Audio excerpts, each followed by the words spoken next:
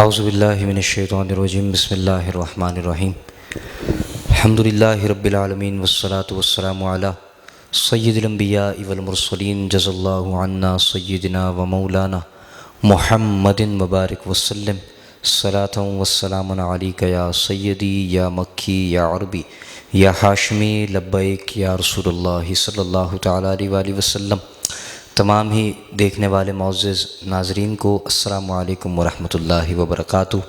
بحمدللہ تعالیٰ آج ایک مرتبہ پھر لبیک رمضان ٹرانسمیشن میں ہم حاضر ہیں، اور بحمدللہ تعالیٰ میرے ساتھ مہمان گرامی بھی موجود ہیں، اور میں ان کا تذکرہ ضرور کروں گا۔ میرے ساتھ موجود ہیں جناب سید محمد علی شاہ قادری رضوی، آپ کو میں استقبال کروں گا آپ کا، اور دوسری جانب ہمارے ساتھ جو آج ثنا خواں موجود ہیں جناب محمد وقار رضا قادری صاحب۔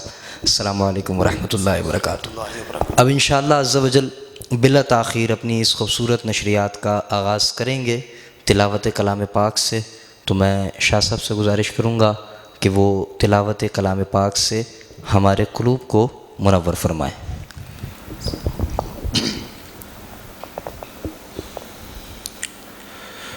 اعوذ باللہ من الشیطان الرجیم بسم اللہ الرحمن الرحیم ألم نشرح لك صدرك ووضعنا عنك وزرك الذي أنقض ظهرك ورفعنا لك ذكرك فإن مع العسر يسرا إن مع العسر يسرا فإذا فرغت فانصب وإلى ربك فارغب آمنت بالله صدق الله العظيم وصدق رسوله النبي الكريم الأمين۔ ماشاء اللہ، سبحان اللہ۔ شاہ صاحب اللہ تبارک و تعالیٰ آپ کو جزائے خیر عطا فرمائے۔ اب بحمدللہ تعالیٰ ہماری لبیک رمضان ٹرانسمیشن، جو کہ فیضان رضا ایکو ساؤنڈ اور حافظ حمزہ قادری کے آفیشیل فیس بک پیج پر براہ راست دکھائی جائے گی، اور یہی ٹرانسمیشن یوٹیوب پیج پر بھی اپلوڈ کی جائے گی، اور یوٹیوب کا جو پیج ہے ہمارا وہ حافظ حمزہ قادری کا ہے، اور آپ اسے سبسکرائب بھی کریں اور اس ویڈیو کو آگے شیئر بھی کریں۔ تو اب تلاوت کلام پاک کے بعد اب ہم اپنی اس بزم کو آگے لے کے چلتے ہیں، اور میں گزارش کروں گا ہمارے ساتھ مہمان ثنا خواں محمد وقار رضا قادری صاحب موجود ہیں کہ وہ حمد باری تعالیٰ کا نذرانہ پیش کریں اور اس بزم کو آگے لے کے چلیں۔ اعوذ باللہ من الشیطان الرجیم بسم اللہ الرحمن الرحیم الحمد للہ رب العالمین الصلاة والسلام علی سید الانبیاء والمرسلین جزا اللہ عنا سیدنا و مولانا محمد صلی اللہ تعالی علیہ وسلم ما هو اہل۔ یا اللہ یا اللہ اللہ یا اللہ یا اللہ میرے اللہ یا اللہ یا اللہ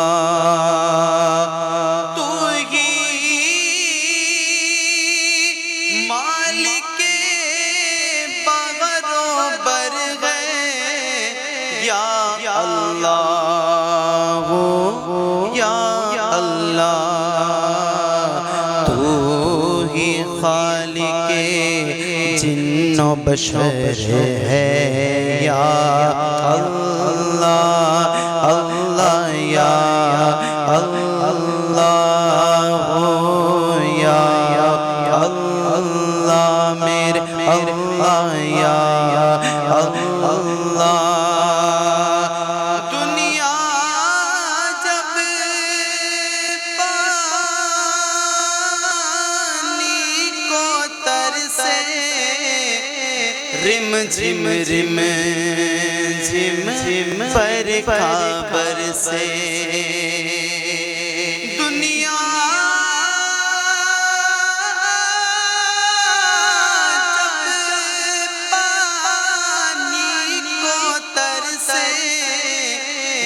جھم رم جھم جھم برکا برسے سب پر یہ رحمت کی نظر ہے یا اللہ ہو یا اللہ میرے اللہ یا اللہ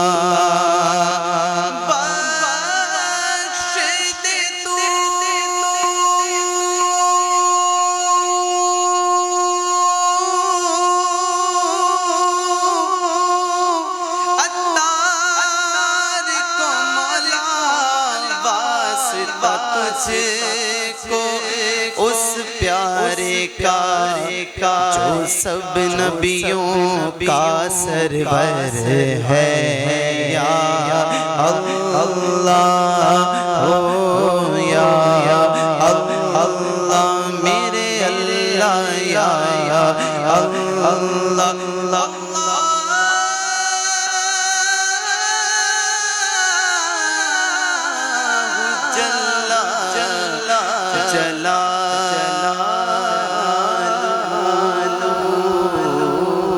سبحان اللہ، ماشاءاللہ وقار صاحب بڑی خوبصورت انداز میں آپ نے حمد پیش کری. اللہ تبارک و تعالیٰ آپ کو جزائے خیر عطا فرمائے. میں ایک بار پھر معزز ناظرین کو بتاتا چلوں کہ ہماری یہ لبیک رمضان ٹرانسمیشن فیضان رضا ایکو ساؤنڈ اور حافظ حمزہ قادری کے آفیشیل فیس بک پیج پر آپ براہ راست دیکھ بھی رہے ہیں، اور انشاءاللہ یہی ٹرانسمیشن حافظ حمزہ قادری کے یوٹیوب چینل پہ بھی اپلوڈ کی جائے گی، اور اس چینل کو آپ ضرور سبسکرائب بھی کریں. اب انشاءاللہ حمد باری تعالیٰ کے بعد وقار بھائی میں سوچ رہا تھا کہ اگر آپ ہمیں سید اعلیٰ حضرت کا کوئی کلام سنائیں اور جس سے بزم میں ایک تشنگی سی آ جائے، اور سید اعلیٰ حضرت کا کلام ایسا ہے کہ اگر وہ نہ ہو تو بزم بھی ادھوری رہتی ہے، تو اگر آپ ہمیں سنائیں تو اللہ تبارک و تعالیٰ آپ کو جزائے عطا فرمائے. صلو علی الحبیب صلی اللہ تعالی علی محمد صلی اللہ تعالی علیہ وسلم. محبت کے ساتھ درود پاک پڑھ لیجئے. صلی اللہ علیہ یا رسول اللہ وسلم علیہ یا حبیب اللہ. واہ کیا جود و کرم ہے شہبت تیرا، واہ کیا جود و کرم ہے شہبت تیرا. ہے کہ سنتا نہیں مانگنے والا تیرا.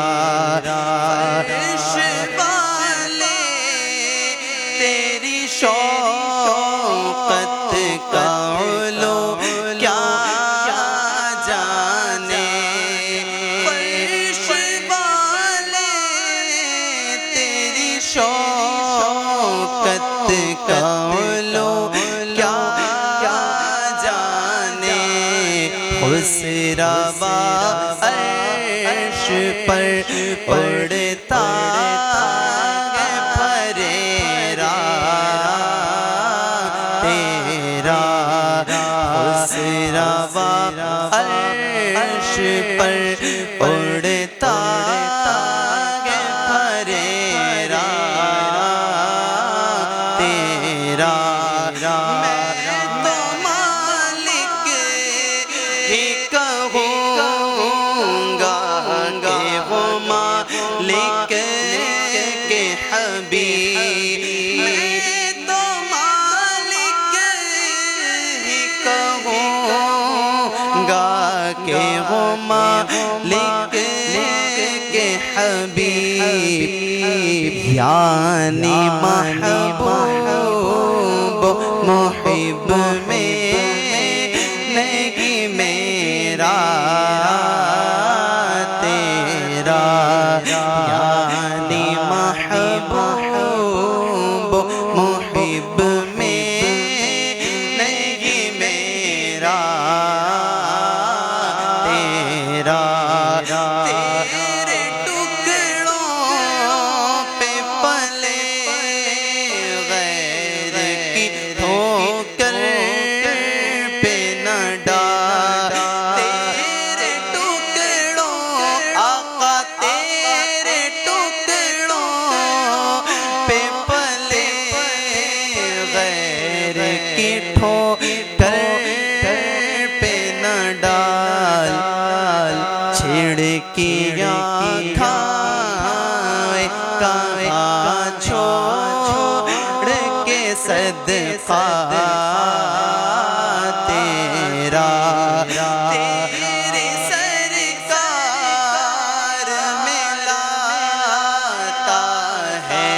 رضا اس کو شفیع تیری سرکار آقا تیری سرکار ملاتا ہے رضا اس کو شفیع جو میرا غوث ہے اور لا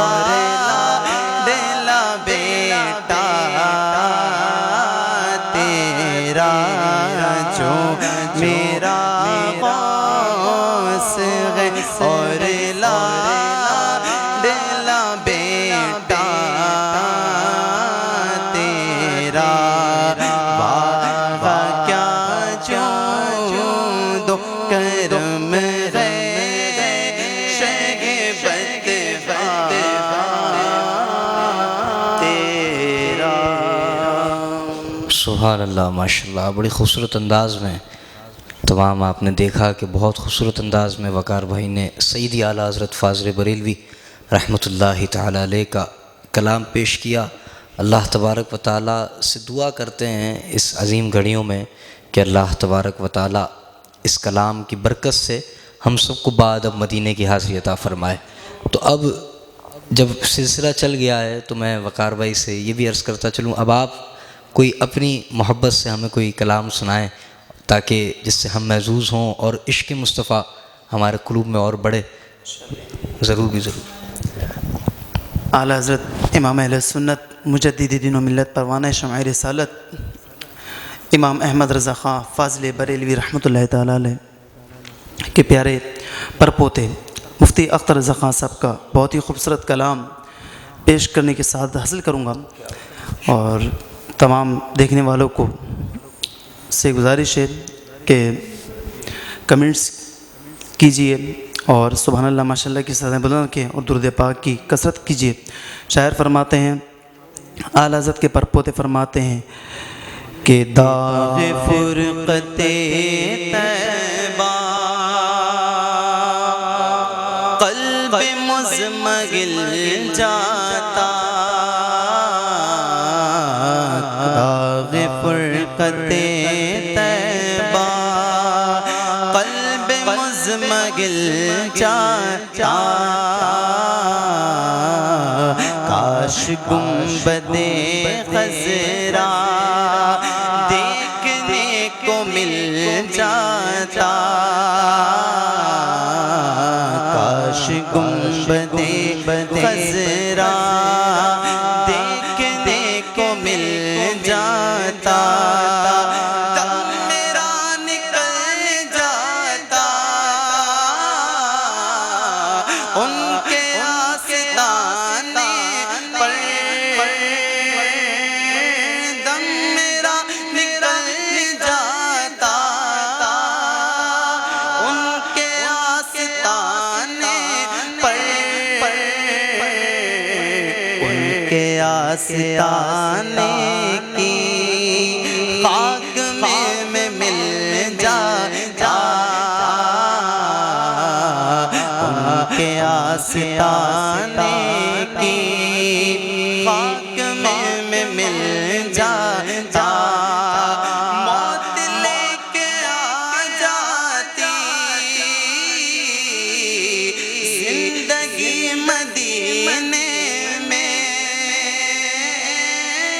موت لے کے آ جاتی موت لے کے آ جاتی زندگی مدینے میں، موت سے گلے مل کر زندگی میں مل جاتا، موت سے گلے مل کر زندگی میں مل جاتا.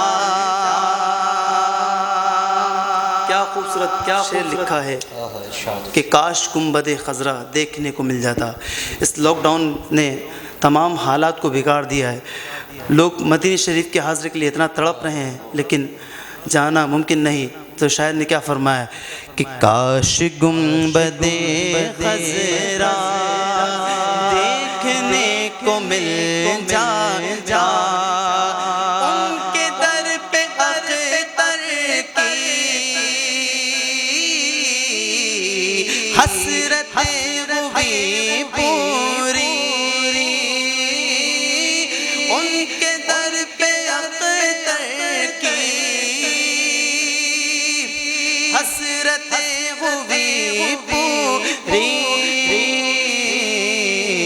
سائل در اقدس کیسے منفعل جا سائل در اقدس کیسے منفعل جا کاش گنبد خضرا دیکھنے کو مل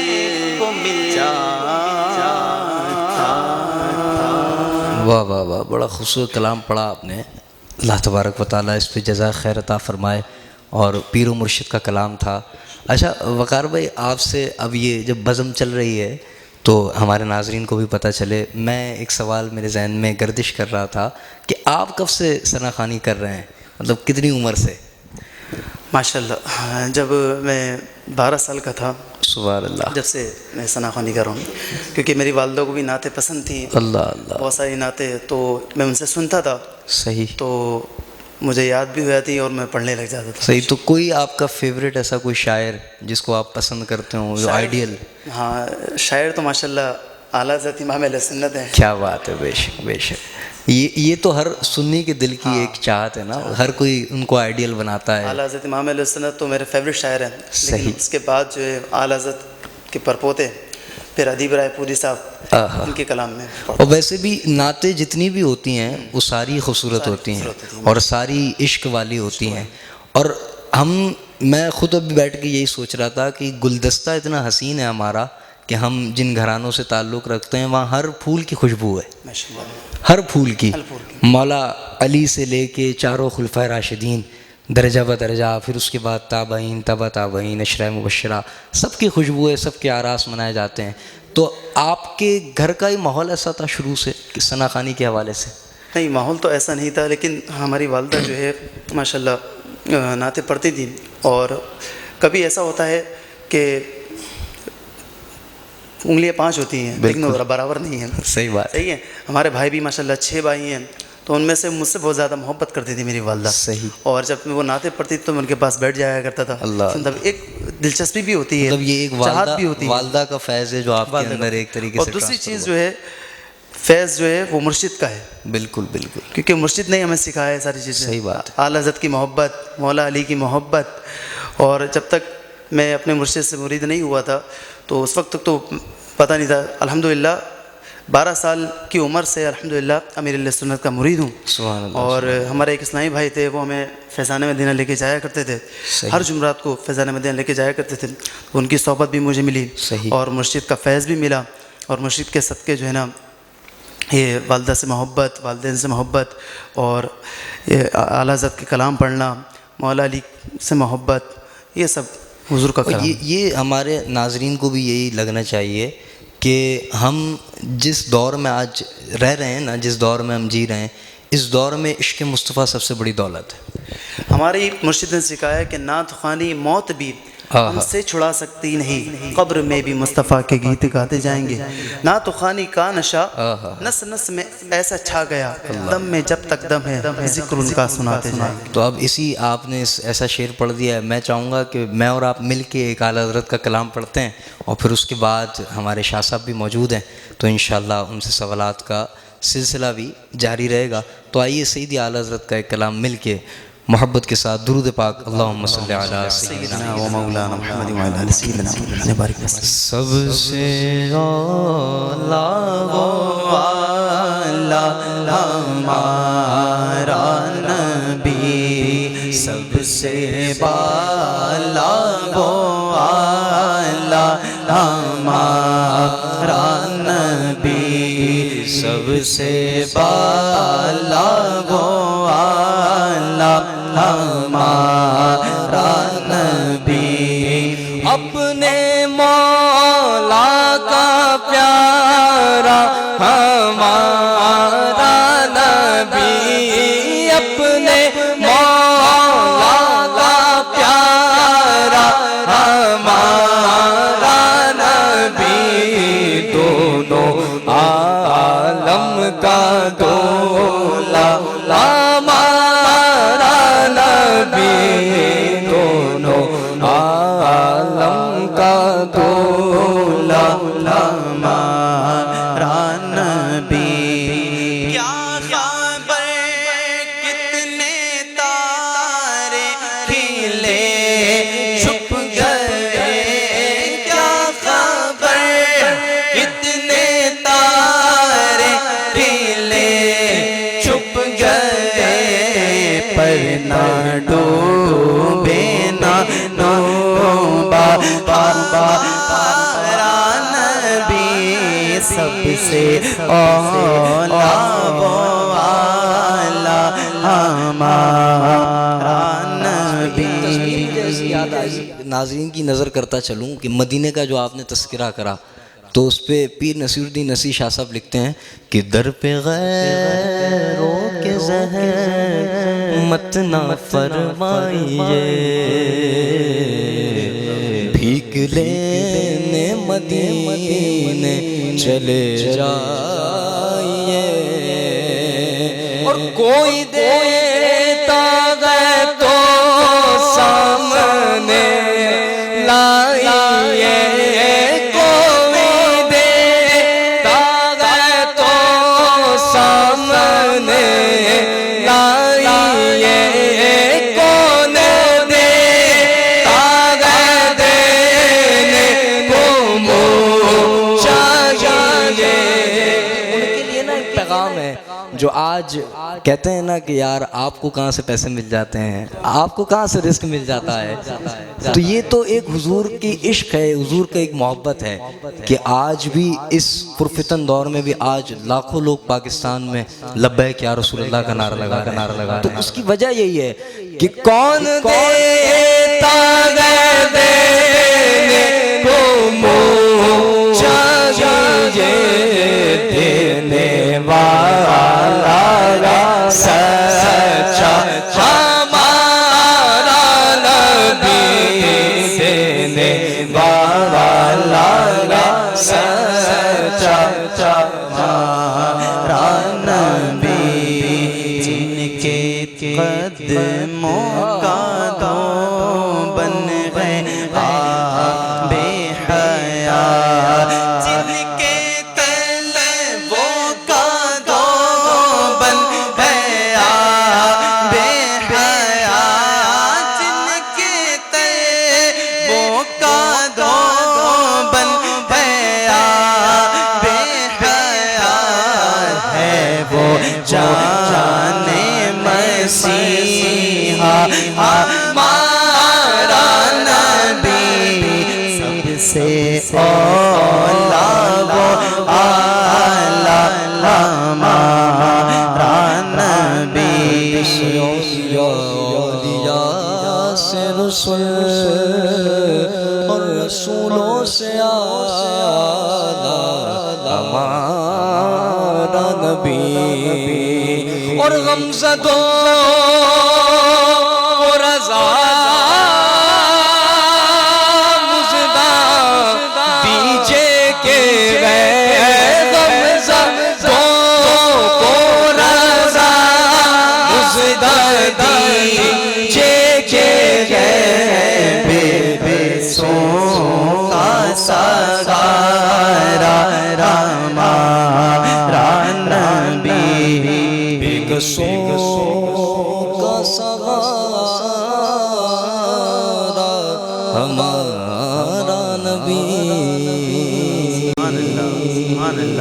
اللہ، تو اب سیدی اعلیٰ حضرت کا یہ ایسا کلام ہے، اور یہ کلام میرے ذہن میں یوں آیا کہ ہر بچے کے لب پر یہ کلام رہتا ہے۔ اگر آپ اپنی حاضری میں ایک مختصر سی ایک اشعار کی منقبت بھی ہمیں سنا دیں، آخری لمحات ہیں کیونکہ پھر ہم آگے بڑھیں گے۔ بسم اللہ۔ واہ کیا مرتبہ غوث ہے بالا تیرا،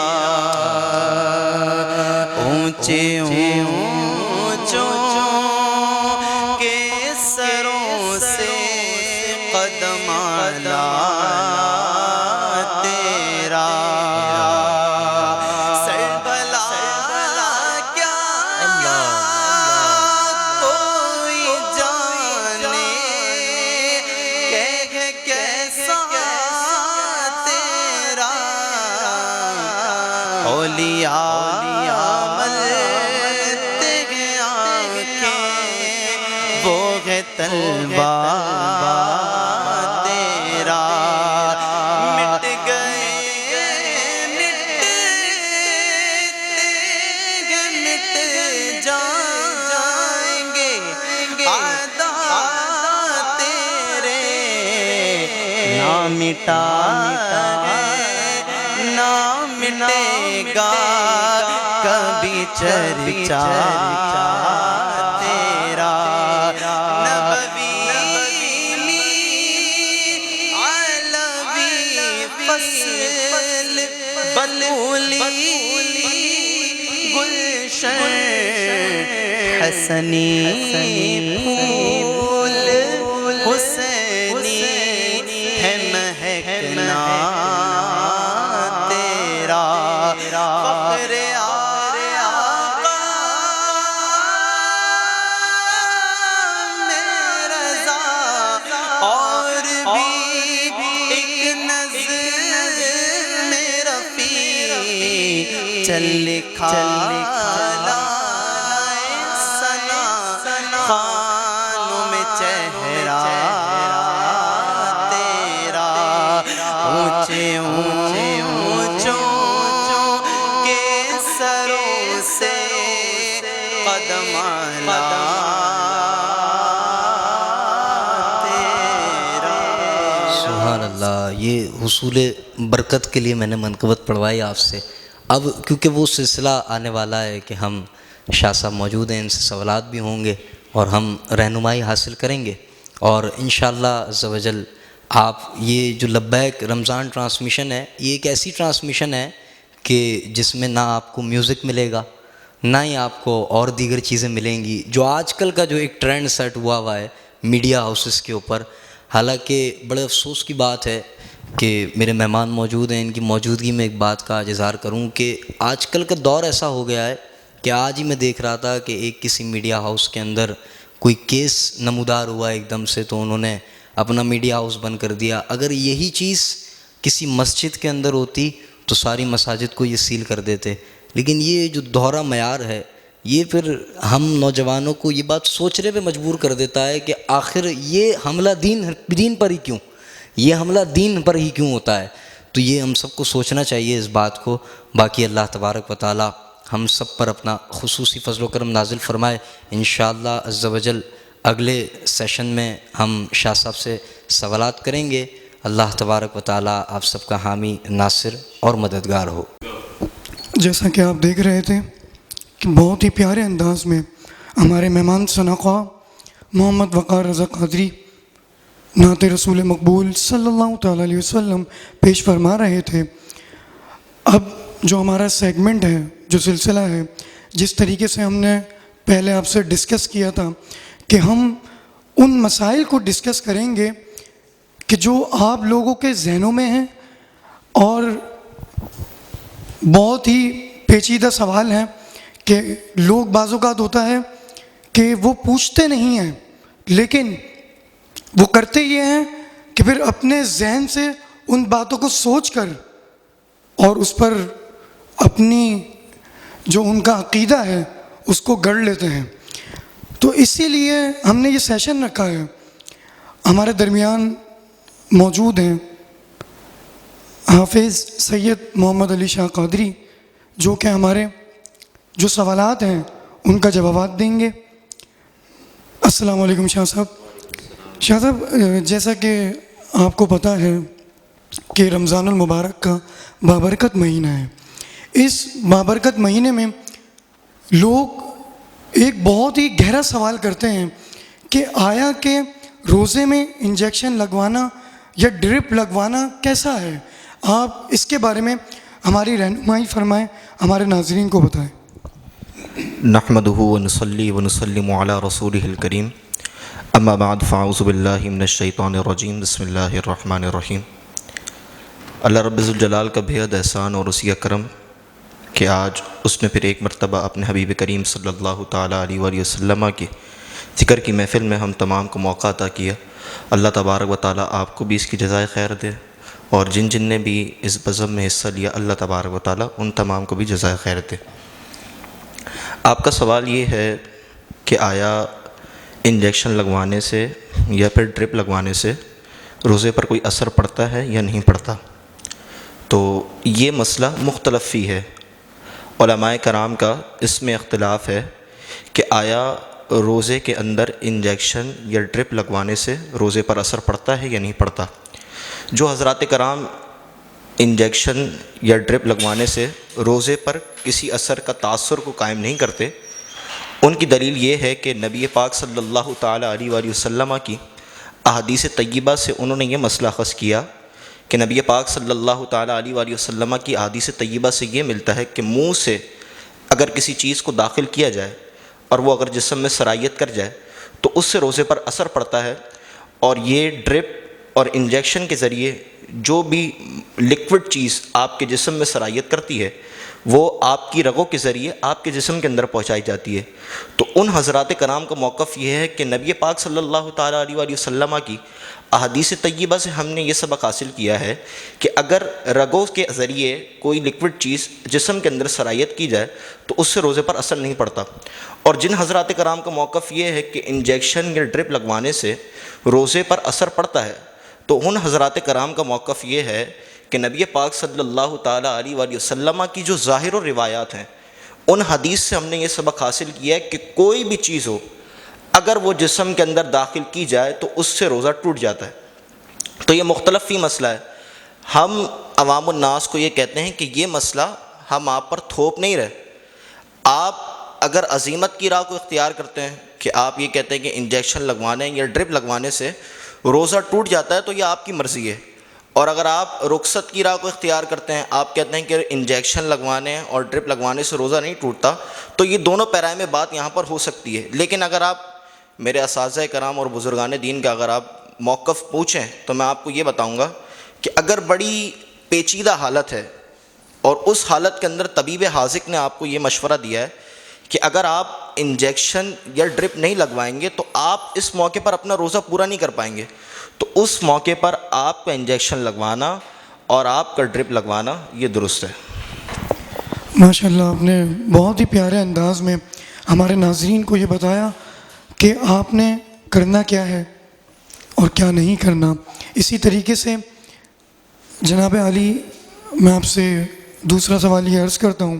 سب سے پہلے تو میں اپنے دیکھنے والے ناظرین سے یہ عرض کرتا ہوں کہ آپ اس لائیو پروگرام کو زیادہ سے زیادہ شیئر کیجئے، کیونکہ آپ جب اسے شیئر کریں گے تو جو دوسرے دیکھیں گے اور ان کے علم میں اضافہ ہوگا تو اس کا ثواب آپ کو بھی ملے گا، اور جو دیکھنے والے ہیں اگر انہوں نے اس چیز کو سن کر عمل کر لیا تو اس کا ثواب انہیں، اور جب جو وہ عمل کریں گے تو ثواب آپ کو بھی ملے گا۔ تو بات یہی ہے، آپ اسے شیئر بھی کریں، اور ہمارا جو چینل ہے حافظ حمزہ قادری کا یوٹیوب پہ، اسے آپ سبسکرائب بھی کریں اور بیل آئیکن دبانا نہ بھولیے گا تاکہ ہماری جو آنے والی ویڈیوز ہیں وہ آپ تک پہنچ جائیں۔ جناب علی، میں آپ سے دوسرا سوال عرض کرتا ہوں کہ آپ یہ بتائیں کہ بہت ہی یہ میں دیکھتا ہوں کہ ہم جب ابھی یونیورسٹی میں تھے تو انڈیکس والے ہمارے یونیورسٹی میں ہیں، اور یونیورسٹی میں آ کے سب سے کہنے لگے کہ بلڈ دیں، اور بلڈ دینے کے یہ فوائد ہیں، بلڈ دینے کے وہ فوائد ہیں۔ تو آپ یہ بتائیں کہ جو کوئی سے بھی جو بلڈ لینے والے ہیں، یہ رمضان المبارک ہو یا رمضان المبارک نہ ہو، بلڈ لینا اور بلڈ دینا یہ کیسا ہے؟ بلڈ کے بارے میں آپ نے سوال کیا کہ آیا بلڈ کی ڈونیشن اور بلڈ کو حاصل کرنا، آیا اس میں فقہاء کرام کا کیا موقف ہے؟ فقہاء کرام نے بلڈ کی خرید و فروخت کو قطعاً منع فرمایا ہے۔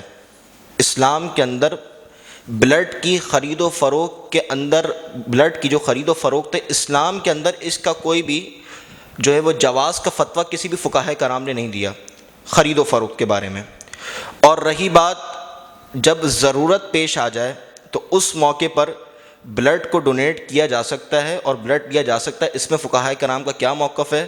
فقہاء کرام نے یہ لکھا ہے کہ جب ضرورت پیش آ جائے اور حاجت ایسی ہو کہ جان بچانے کی بات آ جائے تو اس موقع پر بلڈ دینا بھی جائز ہے اور بلڈ لینا بھی جائز ہے۔ لیکن یہ موقف ہے علماء پاکستان کا۔ بریلی شریف کے جو علماء کرام ہیں ان کے نزدیک ضرورت کے وقت بھی بلڈ نہ لے سکتے ہیں نہ دے سکتے ہیں۔ یہ پاکستان کے علماء کرام کا یہ موقف ہے۔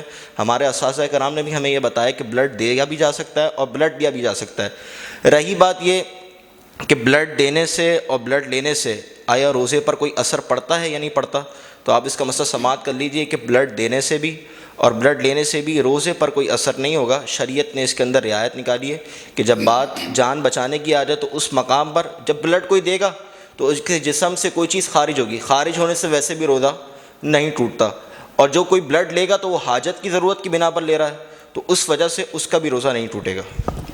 بہت خوب فرمایا آپ نے۔ ناظرین، جیسا کہ آپ دیکھ رہے ہیں، آپ سے میں پھر سے گزارش کرتا ہوں کہ اس لائیو ویڈیو کو زیادہ سے زیادہ شیئر کیجیے۔ اچھا، ایک آخری مسئلہ آپ سے پوچھنا ہے، پھر ہم انشاءاللہ مناجات کی طرف چلیں گے۔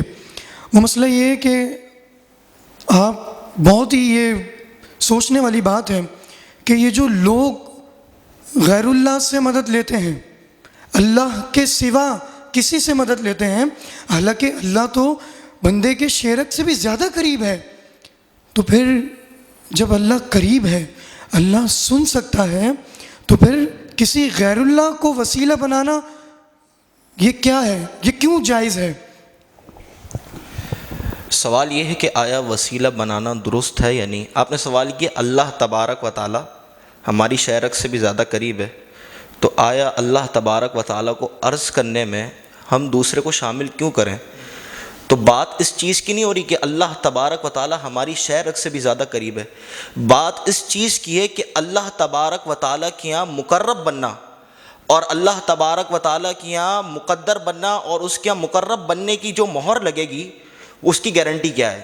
یہ تو ہم نے سوچ لیا اللہ تبارک و تعالی ہماری شیرک سے بھی زیادہ قریب ہے، ہماری دعاؤں کے قبول ہونے کا معیار اللہ کے نزدیک کیا ہے اس کا پتہ کیسے چلے گا؟ تو اس کا پتہ چلے گا وسیلے سے۔ ہم رہتے ہیں عالم اسباب کے اندر، اللہ تبارک و تعالی نے اس کائنات کو بنایا، یہ کائنات عالم اسباب ہے۔ آپ دیکھیں، آپ کے زندہ رہنے کے لیے بھی آپ کو کھانا کھانا ضروری ہے، آپ کے آرام حاصل کرنے کے لیے بھی آپ کو نیند کرنا ضروری ہے۔ اللہ تبارک و تعالی نے یہ عالم بنایا ہے، عالم اسباب۔ اور میں آپ کو بڑے ہی پیارے انداز کے اندر قرآن مجید فرقان حمید کے اندر اللہ تبارک و تعالی نے ارشاد فرمایا، یا ایھا الذین آمنوا اتقوا اللہ وابتغوا الیہ الوسیلہ، اے ایمان والو اللہ تبارک و تعالی سے ڈرو اور تقوی اختیار کرو اور اس کی طرف وسیلہ تلاش کرو۔ بہت سارے لوگ بولتے ہیں وسیلے کا معنی جو ہے وہ نماز ہے، اعمال صالح ہیں۔ میں ان سے ایک سوال کرتا ہوں کہ اللہ تبارک و تعالی نے اس آیت کے اندر کیا فرمایا؟ یا ایھا الذین آمنوا اتقوا اللہ وابتغوا الیہ الوسیلہ، ایمان والا پہلے فرما دیا۔ جب ایمان والا پہلے فرما دیا تو وسیلے کا معنی ایمان کیسے ہو سکتا ہے؟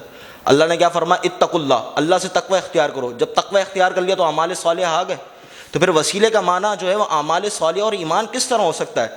اور نبی پاک صلی اللہ تعالیٰ علیہ وآلہ وسلم کی بخاری شریف میں حدیث ہے، سیدنا عمر خطاب رضی اللہ تعالیٰ عنہ راوی ہیں، آپ کیا فرماتے ہیں؟ میں نماز استسقاء ادا کر رہا تھا، کتاب الاستسقاء کے اندر امام بخاری نے اس کو لکھا۔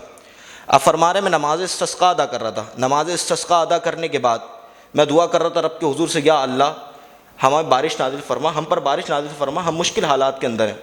استسقاء کی نماز بارش کے لیے ادا کی جاتی ہے۔ تو سیدنا عمر خطاب رضی اللہ تعالیٰ عنہ، ان کے الفاظ بخاری شریف میں لکھے ہوئے ہیں، میں آپ کو بتا رہا ہوں صحابہ کرام رضوان اللہ تعالیٰ علیہ مجمعین کا کیا طرز عمل تھا، ان کے الفاظ بخاری میں لکھے ہوئے ہیں۔ سیدنا عمر خطاب رضی اللہ تعالیٰ عنہ آپ فرماتے ہیں اتنے میں میری نظر پڑی کس پر؟ سیدنا ابن عباس رضی اللہ تعالیٰ عنہ پر۔ سیدنا عباس رضی اللہ تعالیٰ عنہ پر میری نظر پڑی، میں نے اپنی دعا کا انداز تبدیل کر لیا، میں نے فرمایا یا اللہ تو حضور کے پیارے چچا جان کے وسیلے سے ہم پر بارش نازل فرما. اور ابھی سیدنا عمر خطاب رضی اللہ تعالیٰ عنہ کے ہاتھ نیچے آئے نہیں تھے, اللہ تبارک و تعالیٰ نے باران رحمت کو نازل فرما دیا.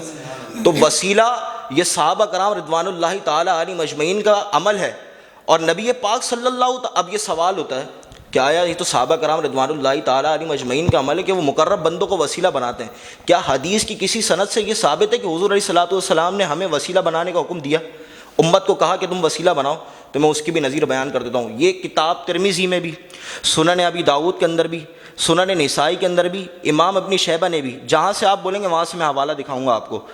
انہوں نے کیا فرمایا؟ آپ فرماتے ہیں سیدنا عثمان بن حنیف رضی اللہ تعالیٰ عنہ, آپ فرماتے ہیں نبی پاک صلی اللہ تعالیٰ علیہ وآلہ وسلم کے پاس ایک نابینا شخص آیا. ہم تو کہتے ہیں نا ہم نبی پاک صلی اللہ تعالیٰ علیہ وآلہ وسلم کی بات مانیں گے, بہت سارے لوگ جو غیر مقلدین ہیں وہ کہتے ہیں نا ہم جو حضور فرمائیں گے ہم وہی مانیں گے. میں ان کو یہ جواب دے رہا ہوں. حضور علیہ الصلوۃ والسلام کے پاس جب وہ نابینا شخص آیا, انہوں نے کہا یا رسول اللہ آپ مجھے آنکھیں عطا کر دیجئے. حضور علیہ الصلوۃ والسلام نے فرمایا صبر کرو گے یا آنکھیں لینا چاہتے ہو؟ انہوں نے کہا یا رسول اللہ مجھ سے صبر نہیں ہوتا. اب ایک صحابی ہیں, انہوں نے بولا مجھ سے صبر نہیں ہوتا, تو کہنے کی وجہ کیا ہے؟ صبر کرتے, صحابی ہیں. لیکن انہوں نے فرمایا یا رسول اللہ ایک ہی تو تمنا ہے, آپ کا چہرہ ودعا دیکھنا, یہی تو اصل معراج ہے. آپ آنکھیں عطا کر دیجئے, میں آپ کا چہرہ ودعا دیکھ لوں, بس میری یہی خواہش ہے, جبھی میں صبر نہیں کر سکتا. تو نبی پاک صلی اللہ تعالیٰ علیہ وآلہ وسلم آپ نے کیا فرمایا؟ آپ نے فرمایا تم ایک کونے میں جاؤ اور وہاں جا کر دعا کرو اے رب ذوالجلال تو میری آنکھیں مجھ کو عطا کر دے. یہ نبی پاک صلی اللہ تعالیٰ علیہ وآلہ وسلم کے الفاظ. آپ فرماتے ہیں کہ تم جا کر دعا کرو, اور دعا کے الفاظ یہ ہونے چاہیے یا اللہ تو مجھے آنکھیں عطا کر دے اس محمد کے صدقے جو کہ رحمت کے پیکر ہیں. وہ صحابی رسول ایک کونے میں گئے اور دعا کرنے لگے یا اللہ تو مجھے شفا عطا کر دے, تو میری آنکھیں عطا کر دے اس محمد کے صدقے جو رحمت کے پیکر ہیں. اب آپ صحابہ کے الفاظ سنیں, امام بخاری نے لکھا, صحابہ فرماتے ہیں جب وہ صحابی دوسری دفعہ آئے نا حضور علیہ الصلوۃ والسلام کی بارگاہ میں, تو ان کی آنکھوں میں نور محمدی جھلک رہا تھا اور وہ بینا ہو گئے تھے. سبحان اللہ. تو یہ نبی پاک صلی اللہ تعالیٰ علیہ وآلہ وسلم اور اسلاف انہوں نے ہمیں یہ تعلیم دی ہے کہ وسیلے کو تلاش کرو. ہم کوئی اندھی تقلید کے قائل نہیں ہیں, ہم نبی پاک صلی اللہ تعالیٰ علیہ وآلہ وسلم کے فرمان کے مطابق اور صحابہ کے فرمان کے مطابق ہی وسیلہ تلاش کرتے ہیں. ماشاء اللہ سبحان اللہ, بہت ہی پیارا جواب دیا, ہر لحاظ سے جواب دیا. کہ جو لوگ یہ کہتے تھے کہ کسی غیر اللہ سے مدد طلب کرنا یہ کیسا, تو تمام کے جوابات انہوں نے ارشاد فرما دیے کہ غیر اللہ سے مدد طلب کرنا کیسا ہے.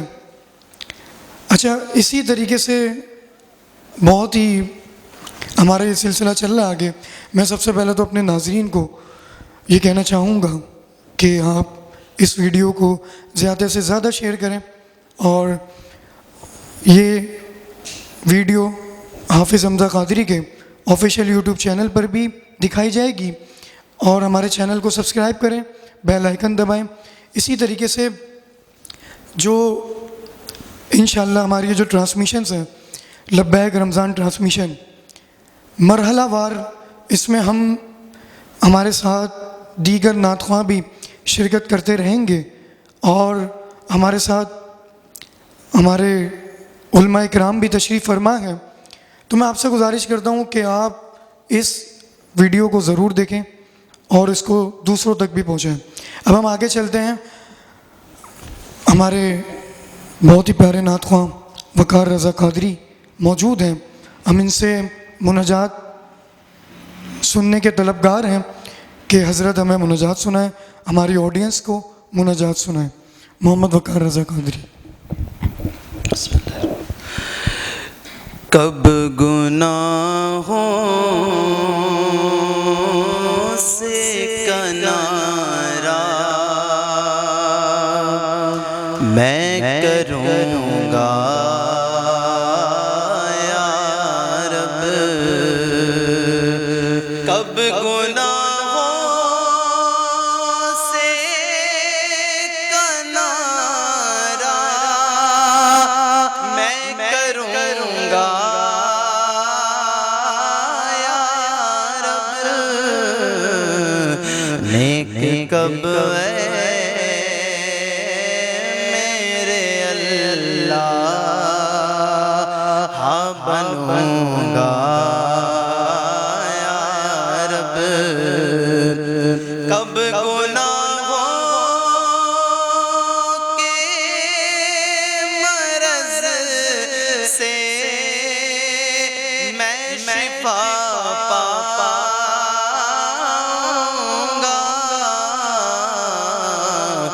کب میں بیمار مدینے کا بنوں گا یا رب، قبر محبوب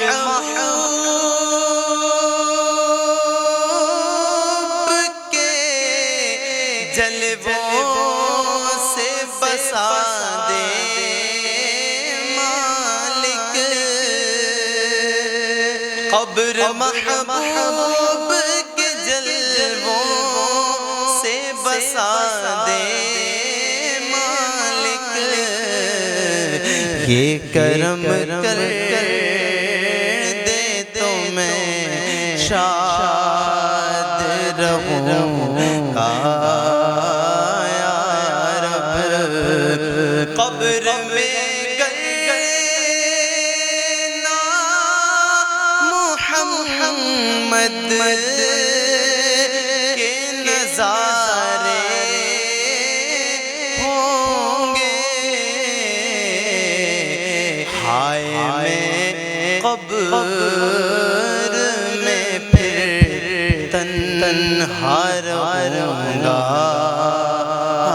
یا رب، ہائے معمولی سی گرمی بھی سہی جاتی نہیں، ہائے معمولی سی گرمی بھی سہی جاتی نہیں، قبر میں بھی چھوکے ڈنگ کیسے سہوں گا یا رب، ہائے میں قبر اندھیری میں کیسے رہوں گا یا رب، گناہوں سے کنارہ میں کروں گا یا رب۔ ماشاءاللہ بہت ہی پیارے انداز میں محمد وقار رضا قادری مناجات پیش کر رہے تھے۔ اب میں حضرت سے ملتمس ہوں کہ حضرت ہمیں ایک نعت سنا دیں، تیرے دامان کرم میں جسے موت آئی ہو، یہ نعت ہم سنیں گے۔ آئیے چلتے ہیں محمد وقار رضا قادری کی جانب۔ جزاک اللہ۔ اعلیٰ حضرت امام اہل سنت کے پیارے پرپوتے مفتی اختر رضا خان صاحب کا بہت ہی خوبصورت کلام شاعر فرماتے ہیں کہ تیرے دامن کرم میں جسے نیند آ گئی ہے، تیرے دامن کرم میں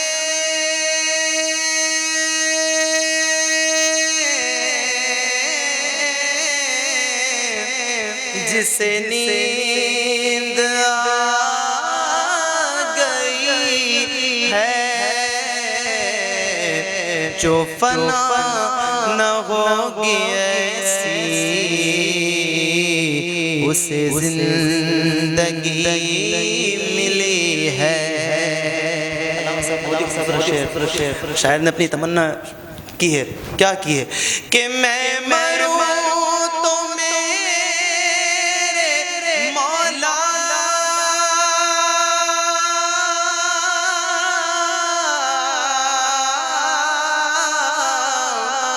یہ ملائکہ سے کہہ دے، میں مروں تو میرے مولا یہ ملائکہ سے کہہ دے، کوئی اس کو مت جگانا، ابھی آنکھ لگ گئی ہے، اور جو پہ سوال آئے مجھے دیکھ کر یہ بولے اسے چین سے سلاؤ کہ یہ بندہ نبی ہے اور تیرا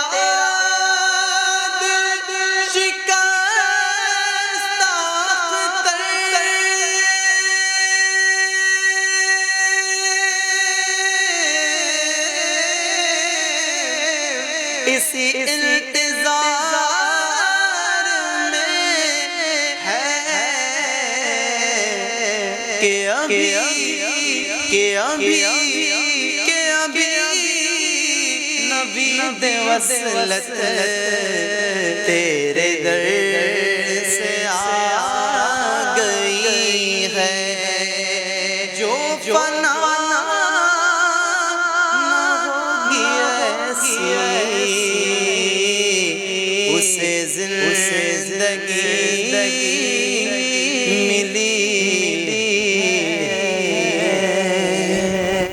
ماشاء اللہ سبحان اللہ، بہت ہی پیارے انداز میں جناب وقار رضا قادری گلہائے عقیدت پیش فرما رہے تھے۔ اب ہم علامہ صاحب کی طرف بڑھتے ہیں اور گزارش کرتے ہیں کہ یہ بتائیے کہ یہ جو لوگ یہ کہتے ہیں کہ جب حضور زندہ تو ہیں، کچھ لوگوں کا عقیدہ یہ بھی ہے کہ حضور زندہ تو ہیں اپنی قبر میں، لیکن اس طرح زندہ نہیں ہیں کہ وہ کسی کی مدد کر سکیں، تو اس حوالے سے ہمارے ناظرین کی رہنمائی فرمائیے۔ آپ نے یہ سوال کیا کہ نبی پاک صلی اللہ تعالیٰ علیہ وآلہ وسلم آپ کی حیات طیبہ کے بارے میں آپ عرض گزار کریے کہ نبی پاک صلی اللہ تعالیٰ علیہ وآلہ وسلم کس طرح امتی کی مدد فرما سکتے ہیں۔ میں قرآن مجید فرقان حمید سے آپ کو دلیل دیتا ہوں کہ نبی پاک صلی اللہ تعالیٰ علیہ وآلہ وسلم کے لیے رب ذوالجلال نے کیا فرمایا۔ رب ذوالجلال فرماتے ہیں وَلَوْ أَنَّهُمْ إِذْ ظَلَمُوا أَنفُسَهُمْ جَاءُوكَ فَاسْتَغْفَرُوا اللَّهَ وَاسْتَغْفَرَ لَهُمُ الرَّسُولُ لَوَجَدُوا اللَّهَ تَوَّابًا رَحِيمًا۔ آپ سے میں پوچھتا ہوں کہ اس آیت کے منسوخ ہونے کے بارے میں آج کوئی دعوے دار ہے؟ آپ ہر ایک کی کتاب اٹھا لیجئے، چاہے کسی بھی مکتبہ فکر سے ہو، یہ آیت کریمہ منسوخ نہیں ہے۔ رب ذوالجلال کیا فرماتا ہے؟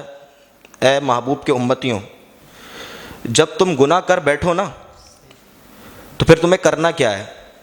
قرآن مجید فرقان حمید کے الفاظ ہیں جاؤ کا۔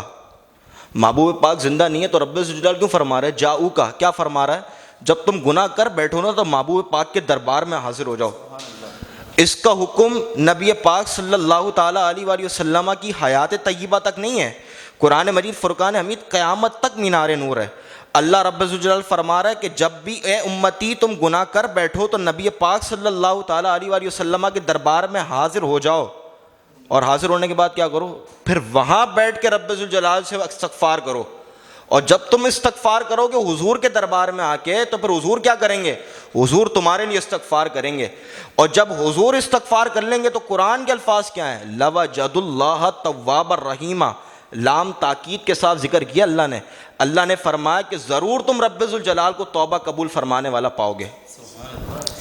یہ نبی پاک صلی اللہ تعالیٰ علیہ وآلہ وسلم کے بارے میں امام مالک رحمۃ اللہ تعالیٰ علیہ کا ایک قول نقل کروں۔ آپ نے اپنی کتاب میں لکھا ہے، شفا مالک کے اندر آپ نے لکھا ہے والی بات۔ آپ فرماتے ہیں کہ جب میں مدینۃ المنورہ گیا تو میں نے اپنے ہاتھ اٹھائے اور نبی پاک صلی اللہ تعالیٰ علیہ وآلہ وسلم کے دربار کی طرف عرض کرنے لگا، حضور سے مدد طلب کرنے لگا۔ یہ امام مالک ہیں، مجتہد ہیں۔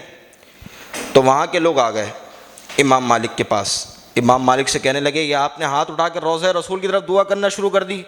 تو امام مالک رحمۃ اللہ تعالیٰ علیہ کا جواب سنیں۔ امام مالک رحمۃ اللہ تعالیٰ علیہ ہمارے لیے مینار نور ہیں۔ آپ فرماتے ہیں کہ رسول اللہ صلی اللہ تعالیٰ علیہ وآلہ وسلم کے دربار سے ہاتھ پھیر لوں تو کس کے دربار کی طرف ہاتھ کروں گا؟ یہ امام مالک رحمۃ اللہ تعالیٰ علیہ کا قول ہے۔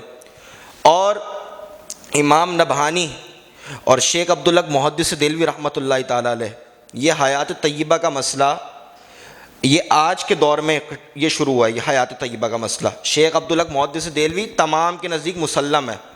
آپ اپنی کتاب مدارج النبوہ کے تتمہ میں یہ الفاظ لکھتے ہیں۔ آپ فرماتے ہیں کہ نبی پاک صلی اللہ تعالیٰ علیہ وآلہ وسلم کی حیات طیبہ کا جو مسئلہ ہے وہ میرے تک نہیں ہے، یعنی میرے دور میں نہیں ہے۔ آج بھی لوگ نبی پاک صلی اللہ تعالیٰ علیہ وآلہ وسلم سے مدد طلب کرتے ہیں اور رسول اللہ ان کی مدد فرماتے ہیں۔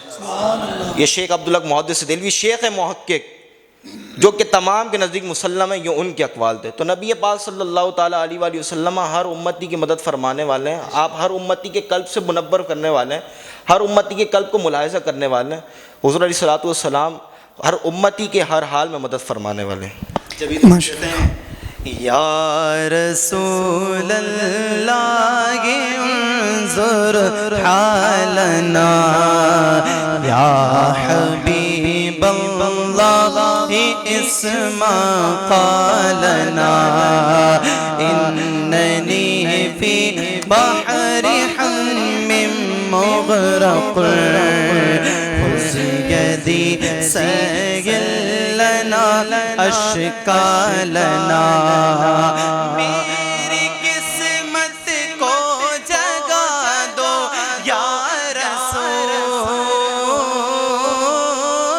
میری قسمت کو جگا دو یا رسول،